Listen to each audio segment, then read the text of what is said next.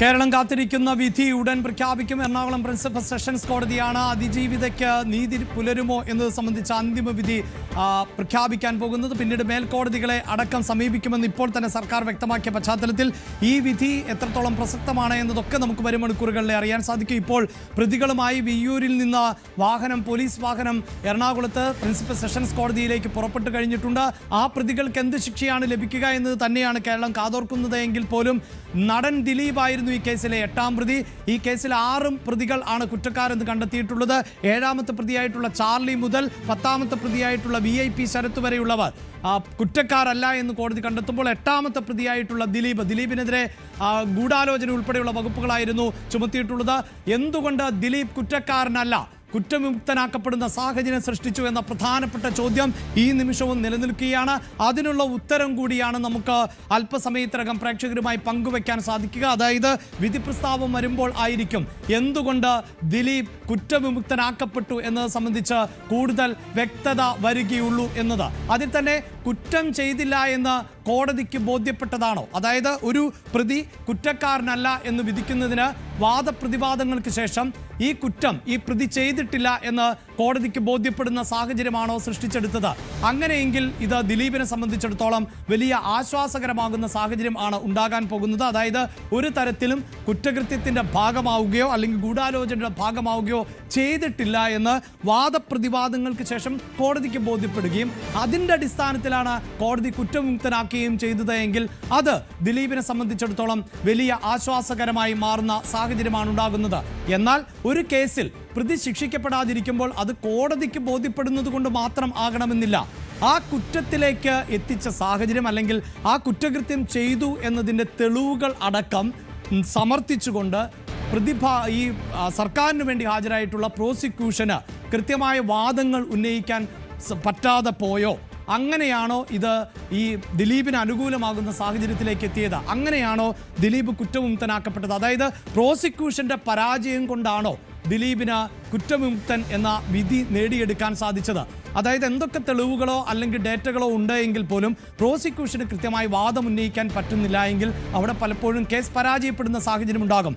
അവിടെയാണ് ഇനി ഹൈക്കോടതി അടക്കം സമീപിക്കുമ്പോൾ വളരെ പ്രധാനപ്പെട്ടതായി മാറുന്നത്. പ്രോസിക്യൂഷൻ കുറച്ചുകൂടി തയ്യാറെടുക്കും. അതുമാത്രവുമല്ല, ഇപ്പോഴത്തെ വിധി, ആ വിധിയിലെ വീഴ്ചകൾ എന്തായെന്ന് പ്രോസിക്യൂഷന് മനസ്സിലാക്കാൻ സാധിക്കും. പ്രോസിക്യൂഷന്റെ വീഴ്ച കൊണ്ടാണ് ദിലീപ് കുറ്റവിമുക്തനാക്കപ്പെട്ടത് എങ്കിൽ ആ വീഴ്ച എന്തായിരുന്നു എന്നതുകൂടി പ്രോസിക്യൂഷന് മനസ്സിലാക്കാൻ സാധിക്കും. പിന്നീട് ഹൈക്കോടതിയിൽ ആ വാദം ഉന്നയിക്കാം. അടുത്തത് കോടതിയുടെ നിഗമനങ്ങൾ എന്തൊക്കെ എന്നുള്ളതാണ്. അതായത് ഇപ്പോൾ വിധി പ്രഖ്യാപിക്കുമ്പോൾ ദിലീപ് കുറ്റവിമുക്തനാക്കപ്പെട്ടു എന്ന് പറയുമ്പോൾ അതെന്ത് പശ്ചാത്തലത്തിൽ ആണ്? ദിലീപിനെതിരായ കുറ്റങ്ങൾ നിലനിൽക്കില്ല എന്നുള്ളതാണോ?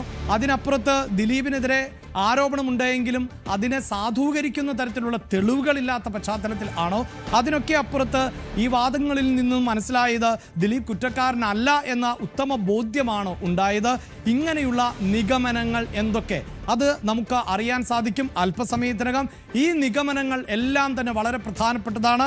ആ നിഗമനങ്ങളുടെ അടിസ്ഥാനത്തിലായിരിക്കും ദിലീപിന് ഇനി മുന്നോട്ട് പോകാൻ സാധിക്കും. അല്പസമയം മുമ്പ് ഡാനിയും അതോടൊപ്പം തന്നെ ടോമും സൂചിപ്പിച്ചത് അത് തന്നെയാണ്. അതായത് കുറ്റവിമുക്തനാക്കപ്പെട്ട ഘട്ടത്തിലടക്കം ദിലീപിന്റെ ഭാഗത്തു നിന്നുണ്ടായത് ഗൗരവമുള്ള പരാമർശമാണ്. നടി മഞ്ജു വാര്യർ, തൻ്റെ ആദ്യ ഭാര്യയാണ്.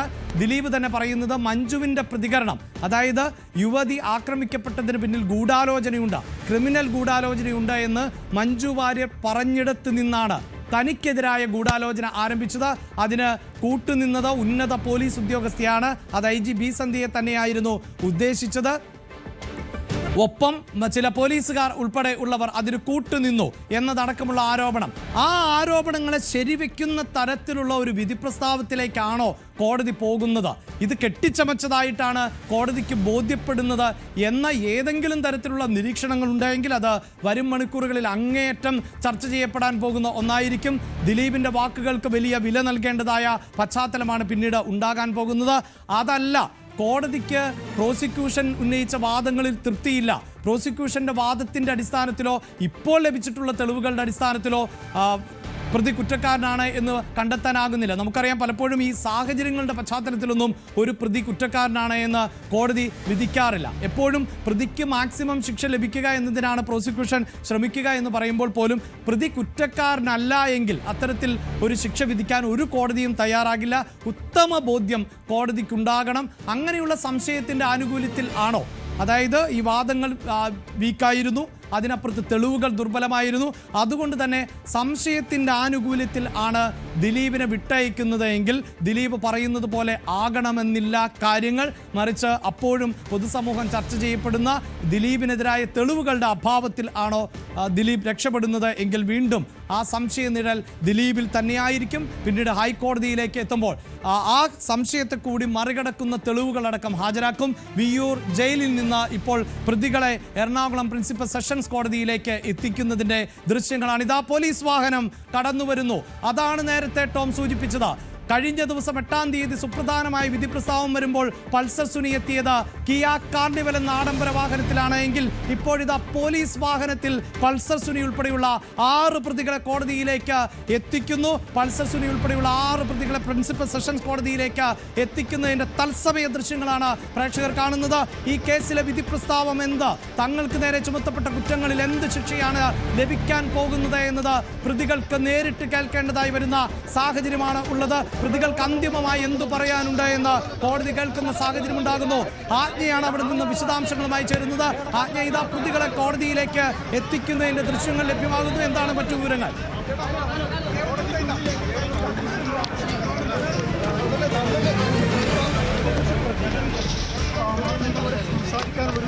കേസിലെ 1-ാം പ്രതിയായിട്ടുള്ള പൾസർ സുനി, 2-ാം പ്രതിയായിട്ടുള്ള മാർട്ടിൻ, 3-ാം പ്രതിയായിട്ടുള്ള ബി മണികണ്ഠൻ, 4-ാം പ്രതിയായിട്ടുള്ള VP വിജീഷ്, 5-ാം പ്രതിയായിട്ടുള്ള H സലീം, 6-ാം പ്രതിയായിട്ടുള്ള പ്രദീപ്. 6 പ്രതികളെയും വഹിച്ചുകൊണ്ടുള്ള വാഹനം ആണ്, പോലീസ് വാഹനം ആണ് ഇപ്പോൾ കോടതി പരിസരത്തേക്ക് എത്തിയത്. കനത്ത സുരക്ഷാ സംവിധാനങ്ങളോടുകൂടിയാണ് ഈ പ്രതികളെ ഇനി കോടതി മുറിയിലേക്ക് എത്തിക്കുക.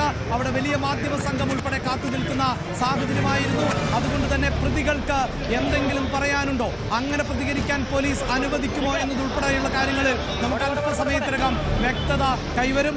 വളരെ പ്രധാനപ്പെട്ട ഒരു വിധി പ്രസ്താവം എറണാകുളം പ്രിൻസിപ്പൽ സെഷൻസ് കോടതിയിൽ നിന്ന് ഉണ്ടാകാൻ പോകുന്നു. കേരളത്തിന്റെ എന്നല്ല ഇന്ത്യയുടെ ചരിത്രത്തിൽ പോലും കേട്ടുകേൾവിയില്ലാത്ത ബലാത്സംഗ കൊട്ടേഷന് എന്ത് ശിക്ഷയാണ് കോടതി നൽകാൻ പോകുന്നത്?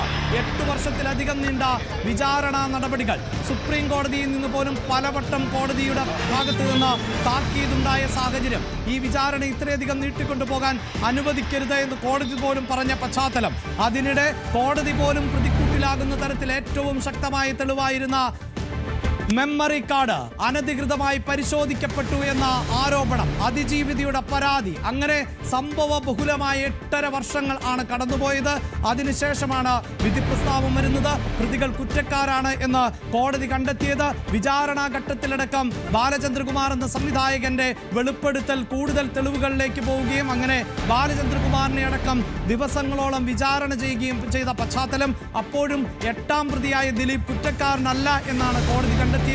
7 മുതൽ 10 വരെയുള്ള പ്രതികളെ കോടതി കുറ്റമുക്തനാക്കിയ സാഹചര്യം. ഈ കുറ്റകൃത്യത്തിൽ നേരിട്ട് പങ്കാളികളായിട്ടുള്ള 1 മുതൽ 6 വരെയുള്ള പ്രതികൾ കുറ്റക്കാരാണ് എന്ന് കണ്ടെത്തുന്നു. 10 വകുപ്പുകളാണ് ഇവർക്കെതിരെ ചുമത്തപ്പെട്ടിട്ടുള്ളത്. അതിലേറ്റവും പ്രധാനപ്പെട്ടത് 1-ാം പ്രതിയായിട്ടുള്ള പൾസർ സുനി തന്നെയാണ്. ഈ ഗൂഢാലോചനയ്ക്കടക്കം പൾസർ സുനിയാണ് നേതൃത്വം നൽകിയത്.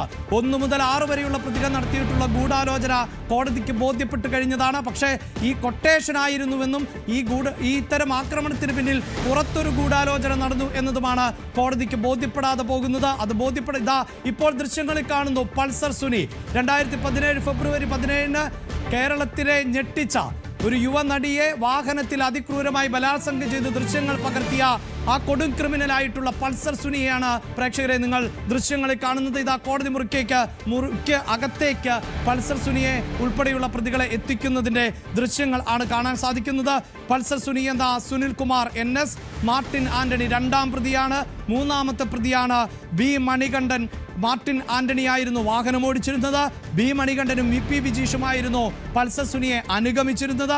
വാഹനം തട്ടിയതിനു ശേഷം പിന്നീട് ബി മണികണ്ഠനും VP വിജീഷും ചേർന്നാണ് വാഹനത്തിൽ കയറി ബലാത്കാരമായി തടഞ്ഞുവെച്ചത്. അതിനുശേഷം സലീമും പ്രദീപും പിന്നീട് ഇടപ്പള്ളിയിലേക്ക് എത്തിയപ്പോൾ വാഹനത്തിൽ പ്രവേശിക്കുന്നു. അങ്ങനെ ഈ കുറ്റകൃത്യത്തിൽ നേരിട്ട് പങ്കാളികളായിട്ടുള്ള 1 മുതൽ 6 വരെയുള്ള പ്രതികൾ, ആ പ്രതികളെയാണ് ഇപ്പോൾ കോടതിയിലേക്ക് എത്തിച്ചിട്ടുള്ളത്. അതിൻ്റെ